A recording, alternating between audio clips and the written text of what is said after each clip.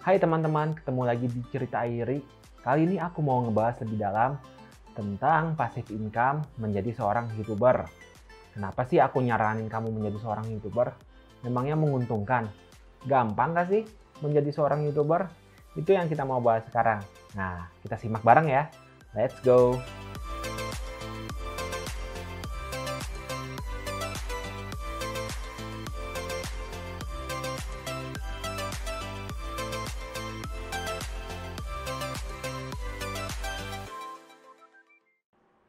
Buat kamu yang baru gabung, perkenalkan aku Ama Airi.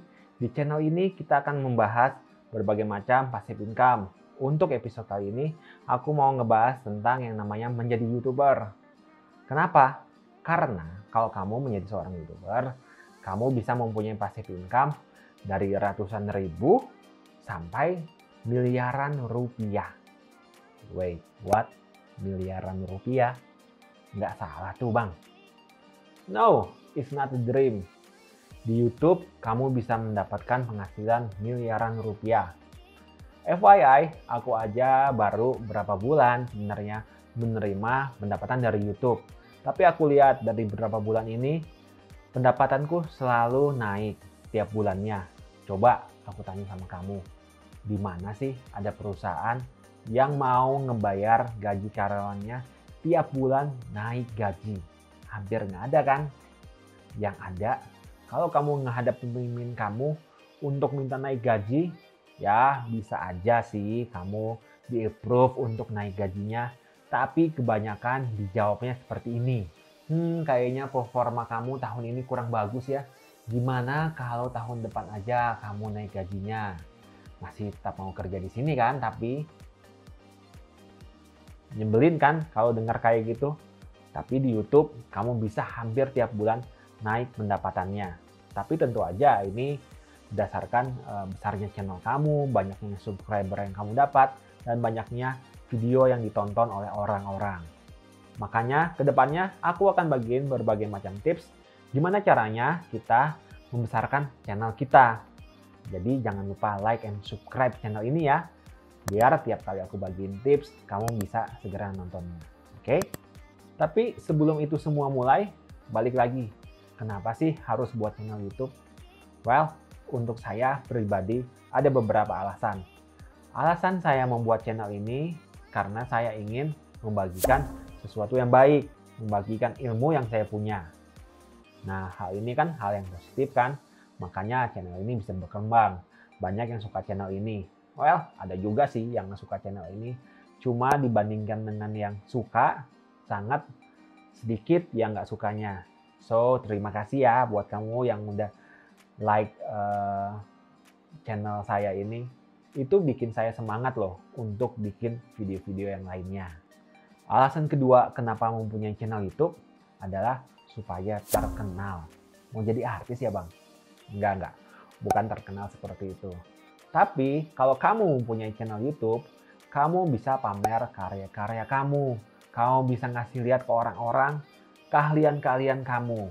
Kalau dulu sebelum punya channel YouTube, saya melamar pekerjaan ke perusahaan-perusahaan. Banyak banget lamaran yang saya masukin ke perusahaan.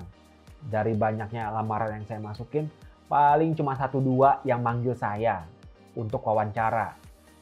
Pas wawancara juga kadang nyebelin yang wawancaranya. Biasanya kita ditanya akan hal ini kan, aduh kayaknya kemampuan kamu kok dikit sekali ya. Waduh, program yang kamu kuasain kok dikit ya, harusnya kamu bisa program ini. Gaji yang kamu minta kayaknya tinggi banget deh. Gimana kalau kita mulai dengan gaji minimum, nanti tiap tahun kamu bisa apply untuk naik gaji kalau performa kamu bagus loh. Nyebelin kan kalau dengar kayak gitu? Tapi setelah saya mempunyai channel YouTube, banyak teman-teman yang ngubungin saya, minta tolong dibuatin desain lah, minta tolong dibuatin video editing lah. Bahkan ada beberapa yang menawarkan, mau nggak kerja di perusahaan kami jadi video editor atau apa. Jadi kalau kamu punya channel YouTube, kesempatan kamu terbuka sangat lebar. Itu mantap kan? Alasan ketiga, ya tentu aja ada uangnya. Nggak munafik, kita semua butuh uang. Tapi berapa sih besaran kisarannya YouTuber itu penghasilannya? Well, aku mau ngasih contoh sama kamu. Ini berdasarkan survei di socialblade.com. Aku akan mencontohkan beberapa YouTuber. Misal, nomor 1, Deddy Corbuzier. Tahu sendiri kan siapa Deddy Corbuzier? Artis yang hijrah ke YouTube. Kenapa? Kalau dia tetap jadi artis, kalau dia udah nggak laku, dia nggak bisa syuting, dia nggak dapat uang.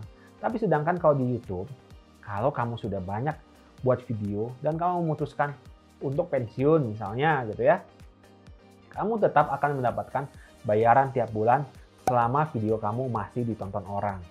Itu kan lumayan. Tiap bulan udah berhenti bekerja, kamu tetap dapatkan uang. Nah, berapa pendapatan Deddy Corbuzier? Di socialblade.com pendapatannya sekitar 5,1 miliar per tahun, bukan per bulan. Mantap kan pendapatan Deddy Corbuzier? Nah, coba contoh nomor 2, aku akan nyontohin Ria Ricis.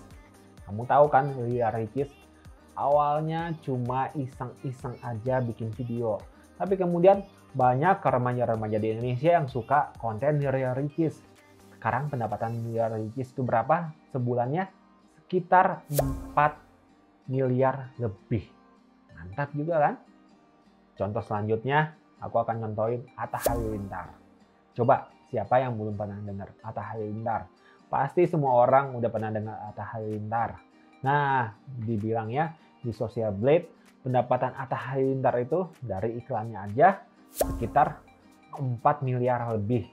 Itu kan besar sekali. Walaupun kesini-sini aku bilang kontennya agak-agak sedikit aneh ya. Segala sesuatu dibikin konten sama Atta Halilintar. Istrinya keguguran aja disuruh kita nonton kontennya di YouTube. Well, konten-konten dia juga yang memang hak-hak dia. Tapi apa itu pantas? Terserah. Nah, contoh selanjutnya ini sebenarnya adalah konten yang negatif. Harusnya kamu kalau bikin konten yang positif-positif aja ya. Tapi saya ngasih contoh aja. Masih ingat kan konten yang ngasih bantuan dalam plastik, ternyata pas dibuka isinya sampah? Ya, orang ini akhirnya viral di Indonesia. Pada ngambek orang, kenapa sih bikin konten tuh sampai seperti itu, ngasih sampah ke orang. Dia ditangkap, dipenjara, dibotakin palanya, tapi kemudian bilangnya sudah damai sama yang laporinnya. Udah gitu akhirnya dia pun dibebasin dari penjara. Kebanyakan dari kamu pasti berpikir, wah orang ini kapok nih jadi YouTuber, makanya jangan buat konten negatif. Well, kenyataannya sampai sekarang orang ini masih menjadi seorang YouTuber. Kontennya gimana? Kontennya masih tema negatif. Walaupun nggak viral-viral banget, tapi kontennya nggak baik sebenarnya untuk ditonton. Mau tahu pendapatannya? Di socialblade.com dibilang pendapatan orang ini sebesar 400 juta sebulan. Lu bayangin, bikin konten negatif tapi pendapatannya bisa 400 juta sebulan. Semoga konten positif saya bisa melebihi 400 juta sebulan. Ya, semoga aja. Jadi ya makanya aku akan coba untuk rajin upload video 2-3 kali seminggu agar channel ini berkembang. Tapi kemudian kamu mungkin tanya, itu kan orang-orang itu sudah terkenal, artis-artis itu kan sudah terkenal gitu loh. Gimana dengan kita yang mau mulai dengan nol? Well, aku kasih tahu sama kamu, mereka semua mulai dari nol. Kenyataannya kan memang dari nol, tapi sekarang mereka bisa seperti itu. YouTube sendiri menganalogikan channel-channelnya seperti menanam sebuah bibit pohon. Kalau bibit pohon itu ditanam, nggak disiram, ya nggak bertumbuh. Tapi kalau kita siram, kita kasih pupuk, ya akar akan muncul, udah gitu tunas muncul, lama-lama menjadi pohon kecil. Udah gitu pohonnya mulai besar, mulai rindang, dan banyak buahnya. Itulah channel YouTube. Nah, makanya kamu nggak usah takut untuk memulai suatu channel YouTube.